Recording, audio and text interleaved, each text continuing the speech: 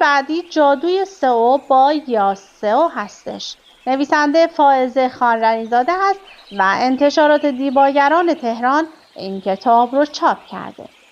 افسونه یاس یکی از محبوب ترین افسونه های وردپرس هست که برای بهینه‌سازی سایت ها از آن استفاده می شود. این افسونه در 2 نسخه رایگان و پریمیوم عرضه می شود که مسلماً امکانات این 2 نسخه با هم متفاوت است. کتاب فوق به بررسی امکانات هر 2 نسخه می پردازد. در ابتدا مخاطب با مفهوم سئو، ساختارهای موتورهای جستجو، الگوریتم‌ها، کلمات کلیدی و سایر مفاهیم مهم آشنا می شود. در ادامه نحوه صحیح استفاده از یاس را می آموزد. نگارش کتاب را مهدی کوهستانی و فائزه خانلرزاده انجام دادند. کتاب بعدی راهنمای سئو سایت املاک هستش که خانم مریم صادقی پهنا این کتاب رو نوشتن و انتشارات مانیان هم این کتاب رو چاپ کرده.